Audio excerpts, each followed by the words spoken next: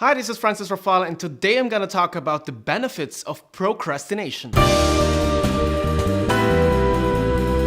So this is gonna be a longer video because I obviously procrastinated and only started working on this video this Sunday morning. So let's see, maybe this is something you like. So here's another confession. I am a master procrastinator. When I have a task, I almost always postpone it until the last minute before the deadline. But some of you might ask, hey Francis, you can't be a procrastinator. I mean, you get things done, right? Well, it seems that I'm a so-called active procrastinator. See, according to this paper, there are two different types of procrastinators. Active procrastinators and passive procrastinators. They say in the abstract, passive procrastinators are procrastinators in the traditional sense. They are paralyzed by their indecision to act and fail to complete tasks on time. In contrast, active procrastinators are a positive type of procrastinator. They prefer to work under pressure and they make deliberate decisions to procrastinate. I went through the paper, and although I think I fit the active procrastinator category, I still have traits from the passive procrastinator category. There are times where I also fail to complete the task, and I've experienced the negative consequences of that firsthand. And most often, I still finish my tasks, despite being a procrastinator. And what really surprised me was that sometimes procrastinating turned out to be a benefit for me. So here are 3 benefits that I experienced by procrastinating. I mostly procrastinate when I face a difficult task or a difficult decision or something that involves creativity. By that I mean something where I don't exactly know how the outcome will look like. Of course, when you face a difficult task, you should start doing something. Doing nothing usually doesn't help. So I usually start with brainstorming or just listing the options or weighing the pros and cons. And after that, like after 30 minutes, I would usually start procrastinating. But surprisingly, in a procrastination phase like that, sometimes suddenly an idea or an answer pops up in my head. Be it an idea for a video or an answer to a difficult decision.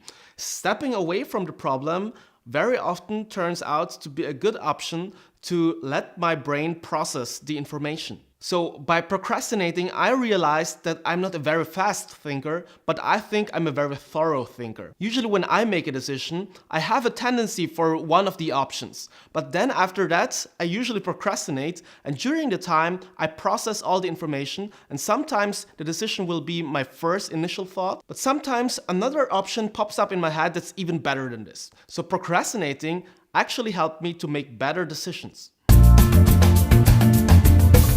Yeah, I know it sounds weird, but it's true. I somehow learned to play jazz guitar, learned to code, and learn about quantum physics while procrastinating from other stuff I should have been doing in that time. Because I usually procrastinate by watching videos on YouTube or Facebook, very often I watch videos that explain things I'm interested in. That's usually not very helpful for the task I'm working on at the moment when I should be filing my tax statement or finish a project, but it's very helpful for learning stuff I always wanted to learn. So when you try to learn something new, you would usually stuff your brain with all the information and try to practice as much as possible. That might work in some cases, but the reality is a lot of things need processing time, as with decisions, to really grasp the essence of what you're trying to learn.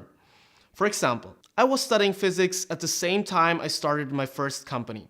At first it went quite well, but then my grades got worse and worse because there are some concepts in physics, in quantum physics or electrodynamics, that are really difficult to understand if you don't spend your whole time on studying this subject. So after 4 years, I decided to quit physics and totally forget about it and to focus solely on my company.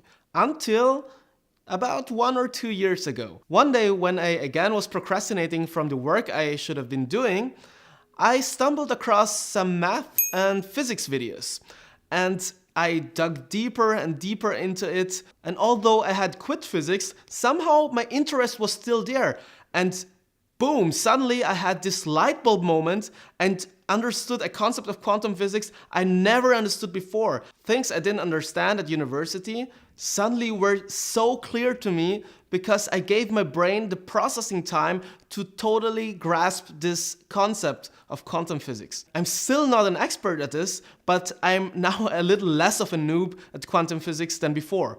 And what it taught me is that first, I am still interested in this subject because I use this as procrastination from other stuff I should be doing. And secondly, that my brain sometimes really needs 2 or 3 years of processing time to understand a concept I wanted to learn. And the same happened to coding and playing jazz guitar. I've always wanted to learn coding, but I always stopped after a certain lesson. But then again, in a procrastination phase like this December, I somehow stumbled again upon a YouTube video or Facebook video, and suddenly it made click in my brain, and for the first time in my life, I was actually able to solve a real problem I had by coding in Python.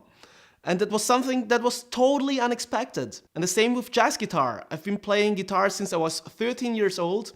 My skills improved from 13 to 15 and from 15 to 24 or 25. Because I'm very lazy at practicing, my skills didn't improve at all or just very little. And in a procrastination moment when I was watching a YouTube video about guitar and learning harmony in guitar, suddenly I was able to understand modes and the harmony and therefore the things that are important for jazz.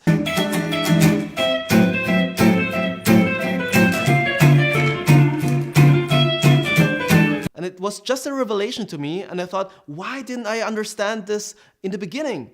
It's because my brain needed some time to process that. And it was 9 years for me to process that, but now I'm so happy that I finally understand these things and really got motivated to pick up the guitar again and do these things. So did watching YouTube videos help me with the problems I should have been working on?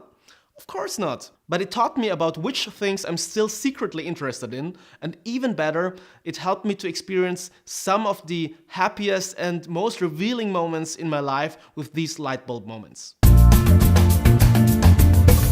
I believe there's almost always a reason for procrastination. Sometimes it's because this is a task that's just not important to you.